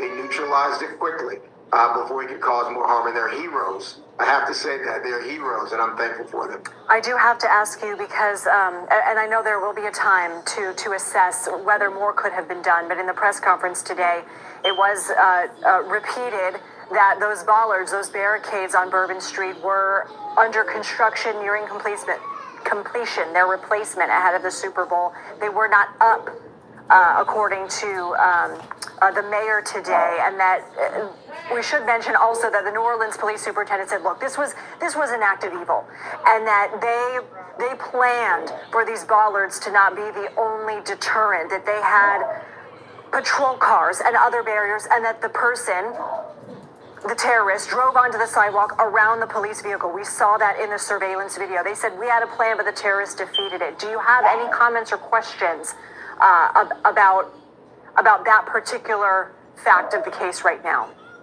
We got lots of questions, and I'm going to keep asking those questions until they're satisfied. Right now, we're in a triage situation of trying to go after who else was involved. But yes, those bollards went up after that horrific attack in Europe in 2017, in which there was a loss of life because of a truck driven into a crowd. And we knew that Bourbon Street, I used to be on the city council, I was president of the city council, and we knew that Bourbon Street was a particularly soft target for that sort of attack, which is why we authorized and allocated money to put those barricades up. Now, at some point, those barricades were inoperable and they were being repaired. And there are going to be a lot of questions about the speed and with which those repairs were being made or not being made. But as you just said, you can see in that video that this man, hell-bent on evil, went around the area where a police car was, where that barricade should have been up. He went around, he went on the sidewalk. There was nothing on the sidewalk. So there's going to be an autopsy about every single thing that was in existence before this happened. And I imagine that you'll see the city of New Orleans and other American cities changing everything about how we protect particularly soft targets. Just like after the 9/11 attacks, we had to change the way we handled air travel. And this is going to change the way that we handle large crowds and big events. But this person was hell-bent on evil, and it's a clear reminder that evil is real. It is not an abstract. Just as sure as there's good, there's evil in this world. It's so close to home for you. You said your own son was there in that area up until about 2 a.m. This happening just about an hour and 15 minutes later. What is your message to your community tonight? My message to my community is I know that we are all reeling. I'm reeling. This has been a very emotional day. I have not eaten a bite of food, as I'm sure a lot of other people are in that same situation. But the men and women of the NOPD and the men and women of the Louisiana State Police are on their job, and they have the help of the FBI, who is leading this investigation. And every single person is doing everything they can to make sure that we find anybody who was in any small way involved in causing this carnage, to make sure that they are held accountable, they're brought to justice, and they spend the rest of their lives in jail. Jason Williams, we appreciate you and your time on such a tragic day for you and your community. Thank you.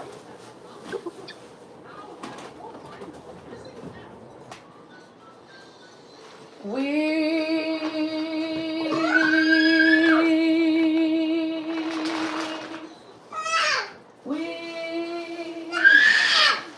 shall all tell her. Why are you screaming? You don't have to scream. Express yourself. Don't scream, Mama.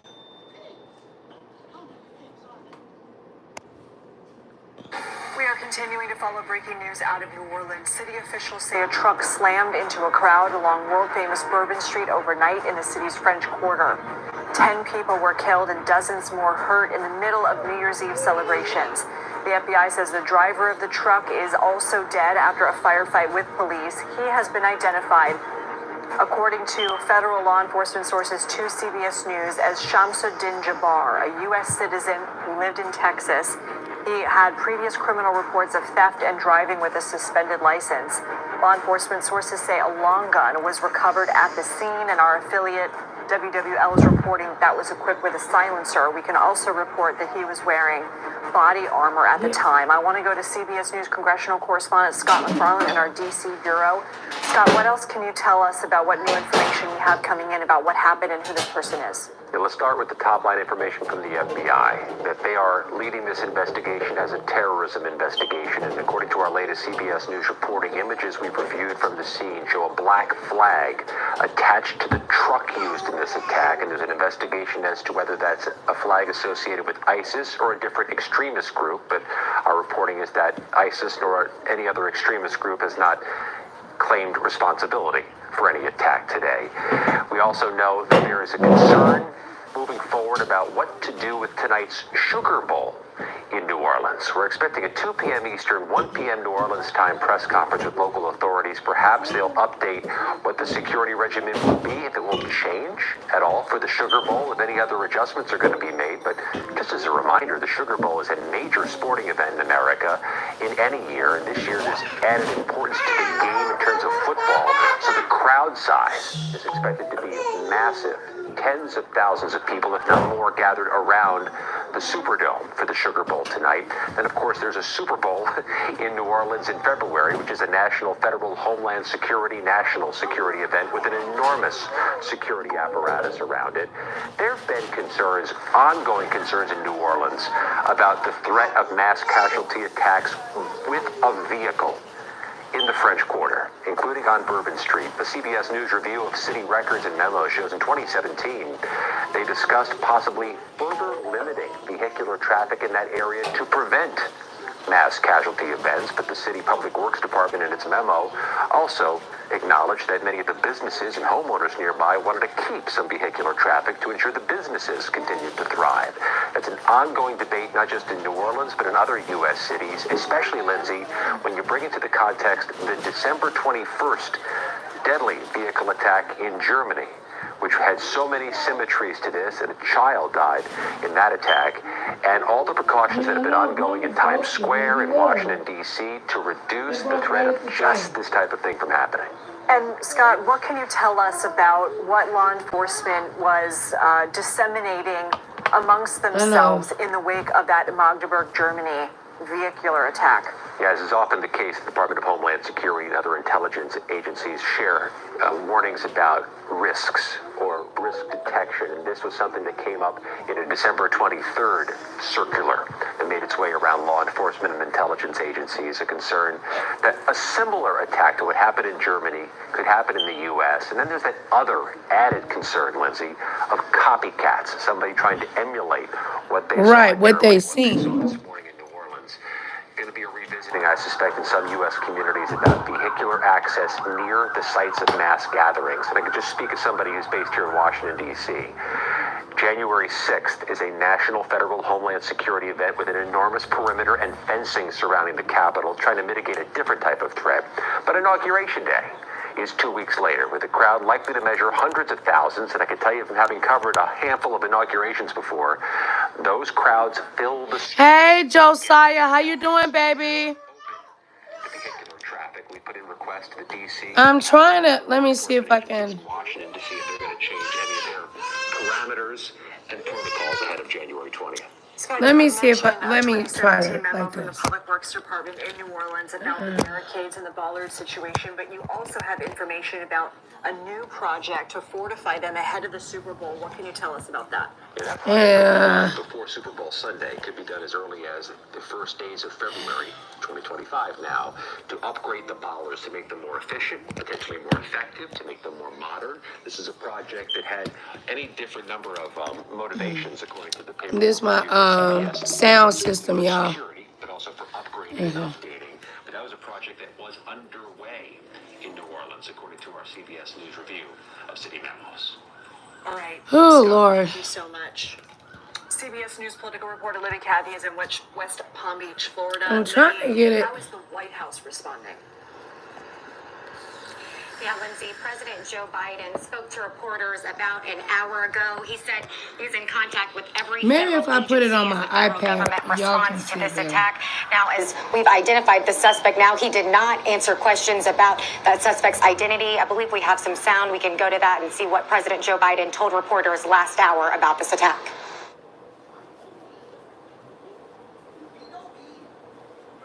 I've contacted every agency in the federal government as well as the state. They're all coordinating to get to the bare facts. We know what the facts are. Can you say if he was a foreigner or if he was a domestic? I'm not going to say anything until I get all the facts in front of me. Has the suspect been identified? Oh, it's a black dude, y'all. Hold on. Again, I'm not going to comment until I speak to the group. Hold on. I've spoken to every member.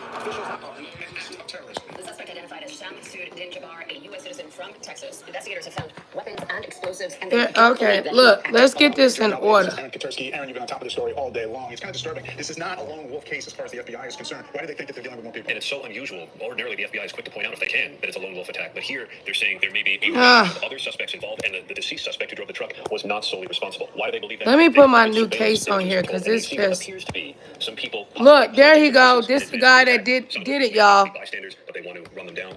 Do in terms of the concern of a greater threat that there are. Look, 30 people. What in the flying flip is going on, All y'all? of that police activity, they found, we're told, crude homemade pipe Hold on, bombs let with me, nails and coils. What they're finding, the potential other suspects, all that police work to do, they have to assure public safety. So they postpone the Sugar Bowl. That gives you a sense of how urgently they're looking for these other individuals. And right now, really, a lot of it surrounds the motive of what would be behind this. Immediately after the attack, there was speculation by even some public officials that it was a migrant or an immigrant that was. But now we're hearing that the suspect in this case is a U.S. citizen born in Texas, a U.S. Army veteran, and someone who then, when you looked at the truck, they said on the back of that truck was an ISIS flag. Really evocative of the Cephalosykov attack on Halloween, 2017? With same thing, pickup truck, ISIS flag. And here it gave the authorities an early clue about what they were dealing with. And right away, New Orleans police were able to look at the flag and say, okay, they call the FBI. The FBI is now the lead. They know this was an act of terrorism, whether it meets the legal definition ultimately or not. That's what the police said it was. And it gave them an understanding of what this attack would involve. But it's 3 prongs, straight out of an ISIS playbook. If that is in fact where the suspect got the idea, a vehicle ramming, gunfire, improvised explosives. And now the deep dive will happen into how he might have been radicalized. He was killed in a police shootout, so we won't be able to obviously ask him. But that will be something that authorities are going to try to figure out. And that is already underway because they are investigating relatives, family members, maybe former family members, to try and run run down who this guy was and what may have happened in his life to get him down this path. We have no more time, but I mean, the other element to all of this is the security failure that happened. There had been FBI warnings across the country that there may be a similar attack. We had seen that attack in Germany recently. It's happened before here in New York City. And now we learned that the bollards, those metal barriers that were supposed to protect vehicles from getting into Bourbon Street, were not installed because they were fixing them? They were fixing them. They had hoped to have them in place by the Super Bowl. That's where they got the money to fix the things that weren't working. So they put a police cruiser in front of Bourbon Street from Canal Street. The truck driver simply steered around it onto the sidewalk. It is a security failure, and the police admitted as much.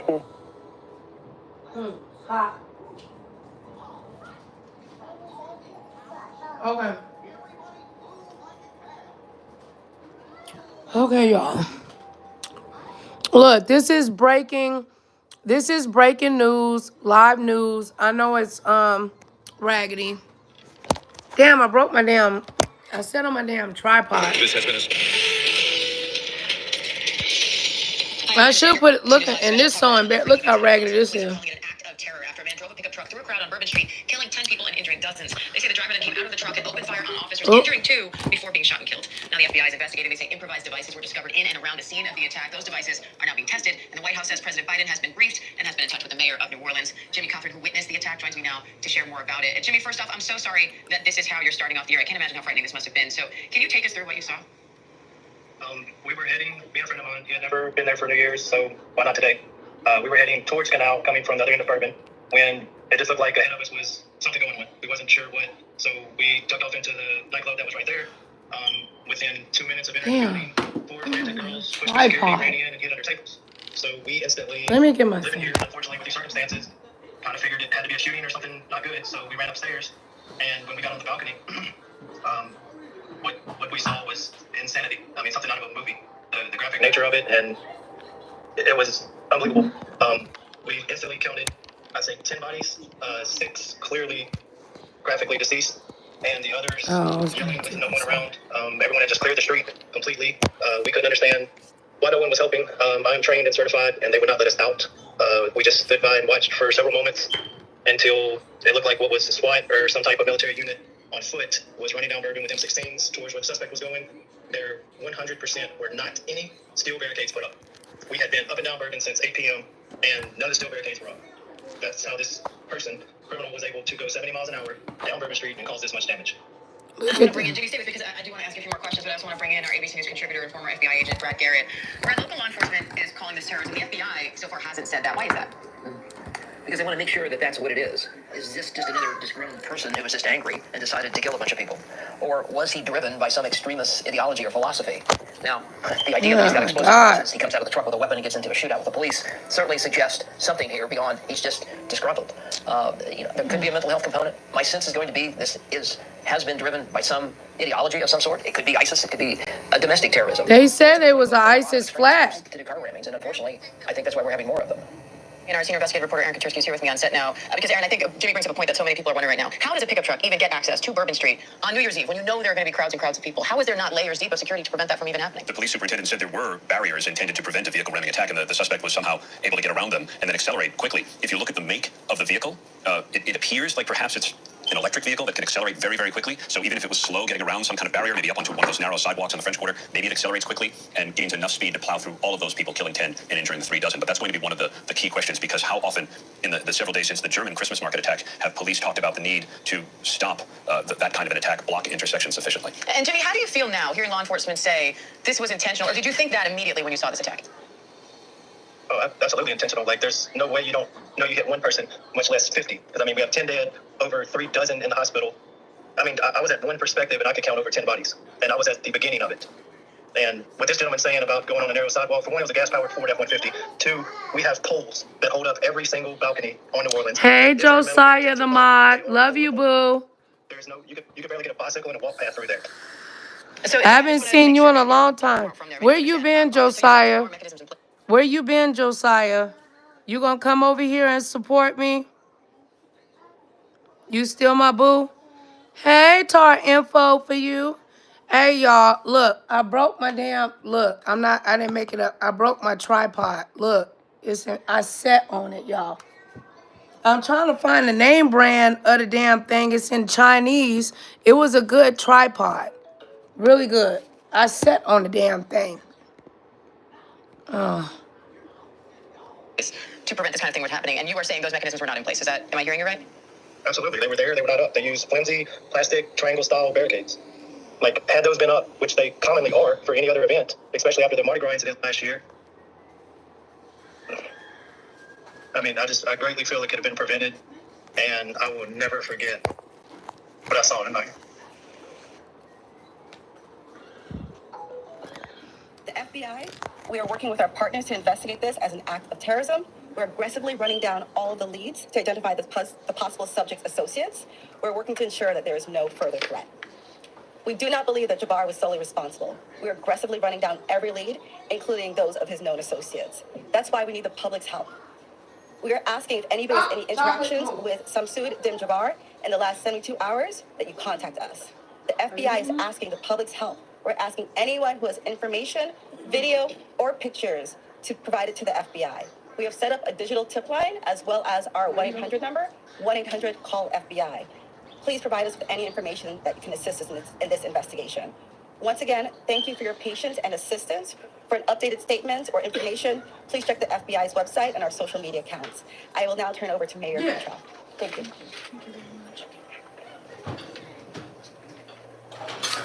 Thank you, Agent Duncan, for your leadership and the full support of the FBI.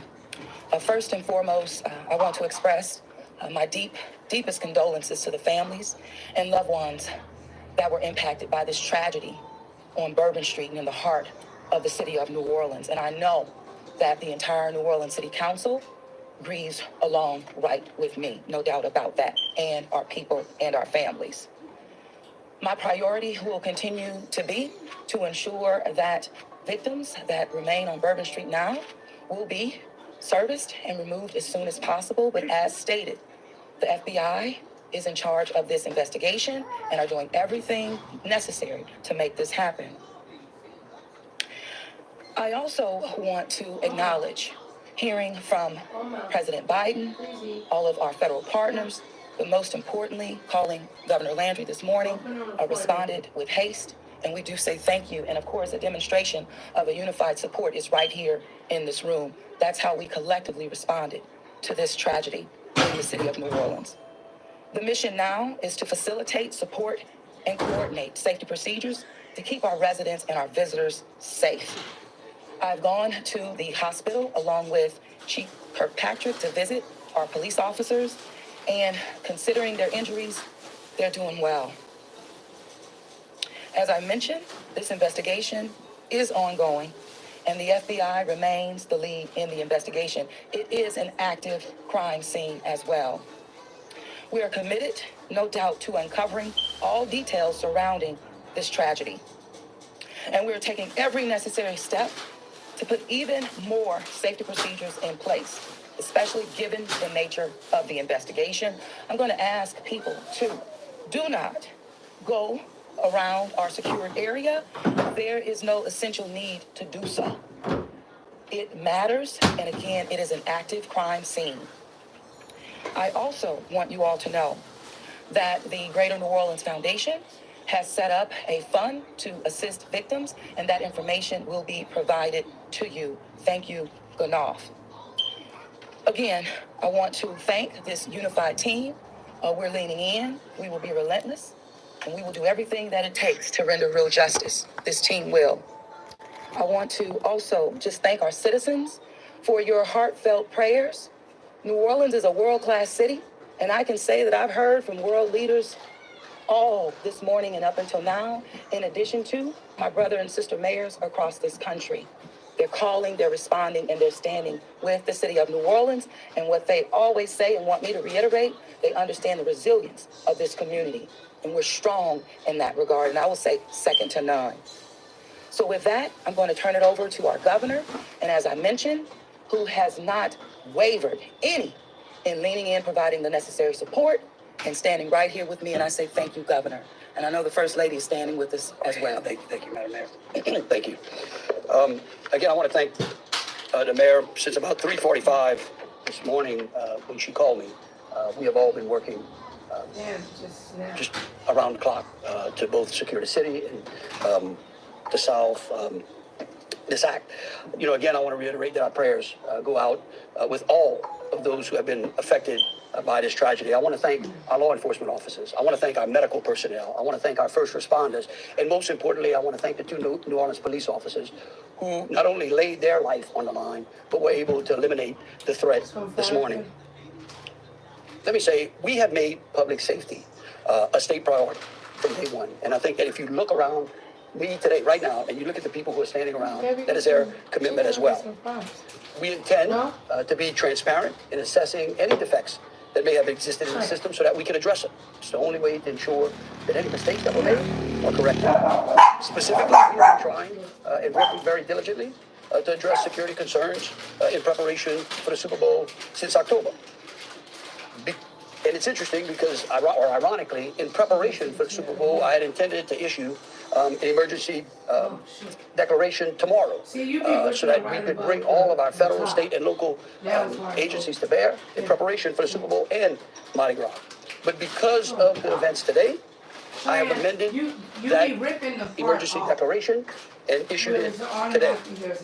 So again, that declaration will allow our federal, state, and local partners to bring all of the resources necessary to get this city safe.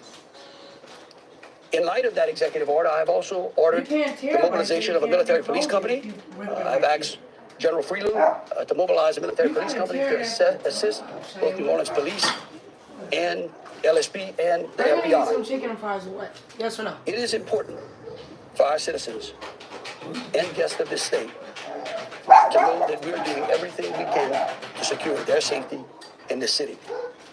We want to make it clear, the Superdome and the surrounding area is safe. But I've always said that the safety of this entire city is something that is always paramount to me. With that, I would like to turn it over to Jeff with the Super Bowl. Jeff Dunley.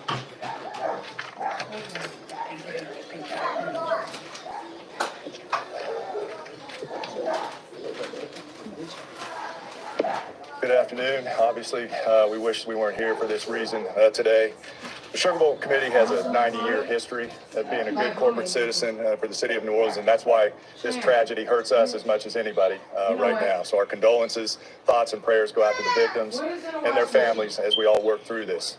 Of course, anytime we have a major event in the city of New Orleans, public safety is paramount, and we have full faith and confidence in the governor and the mayor and all the assets, the federal, state, and local resources that they've applied to this event so that we can ultimately bring those responsible to justice and carry on with the major events that we have in front of us. Speaking of which, we were scheduled this evening to have a CFP quarterfinal played in the Superdome at 7:45. We have been in consultation with ESPN, with the college football playoff, with the Southeastern Conference, with the University of Georgia, with Notre Dame. All parties and all agree that it's in the best interest of everybody and public safety that we postpone the game for 24 hours. Work is fast about to set up a safe and efficient and fun environment for tomorrow night. There'll be more details on that in the coming hours, but for now, that's the plan. We're going to move forward and play the game. And again, we reiterate our thanks to everyone up here for the important work they're doing. We live in the fun and games world with what we do, but we certainly recognize the importance of this, and we're going to support it 100%. So thank you. I'd like to bring up Senator Kennedy.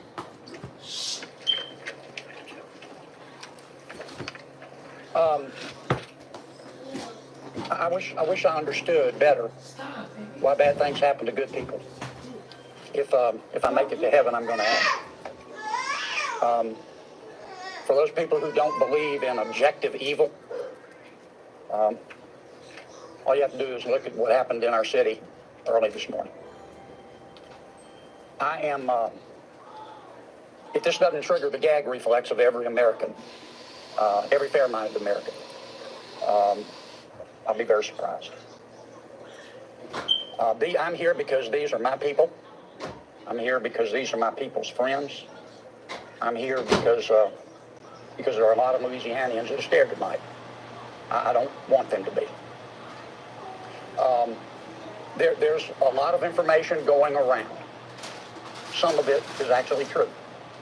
Some of it isn't. The federal government is now in charge of this investigation. By that, I mean the White House, the FBI, the Department of Homeland Security, and the Department of Justice. Get out of here. I have not talked to the FBI. Maybe they've talked to my staff. I don't know. I did talk to the Secretary of Homeland Security a little while ago. And I told him that with all the respect I could muster, that we expect to put the full force and resources of the federal government behind this investigation. Our state troopers, our local police departments, our sheriffs, we've got many sheriffs here today, have been terrific so far. The federal government is cooperating with them. I hope that will continue. Here's what I want to ask from the federal government. Catch these people.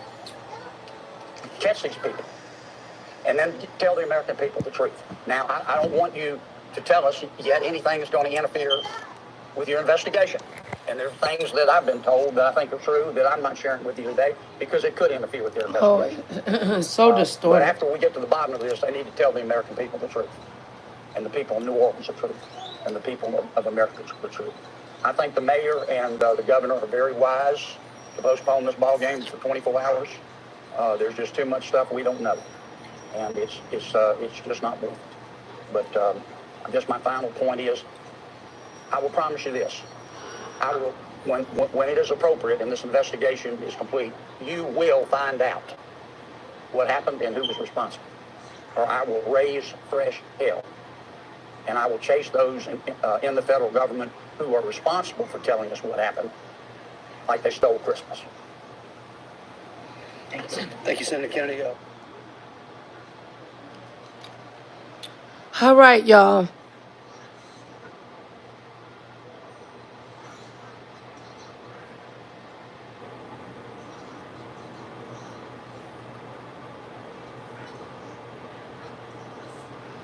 All right. The FBI statement on the attack in New Orleans. Okay.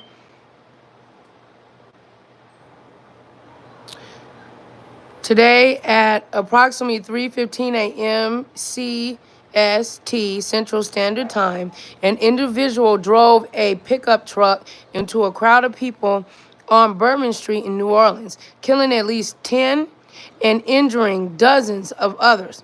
After hitting the crowd, he exited the vehicle and fired upon local enforcement. Law enforcement returned fire and the subject was pronounced deceased at the scene. 2 law enforcement officers were injured and transported to the local hospital. The subject has been identified as a 42-year-old bitch-ass nigga. I'm sorry, my bad. The subject has been identified as a 42-year-old Shamshud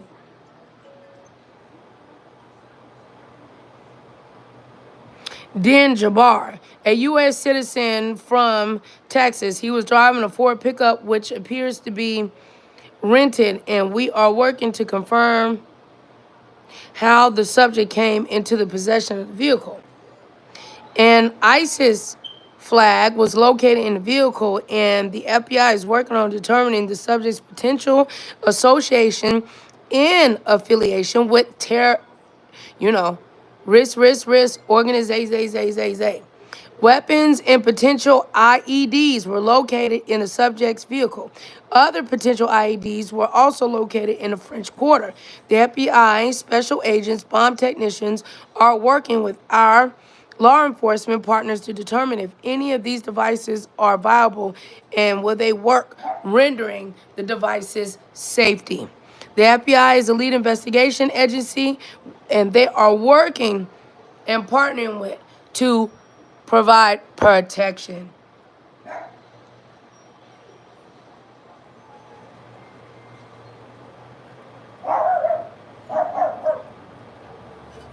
All right, but anyway, y'all, I love y'all. I'll come back on StreamYards. Let me read to see what y'all talking about.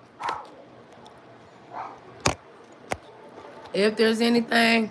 Anyway, remember, through God, all things are possible to those who believe, as long as you're willing to receive what God has for you.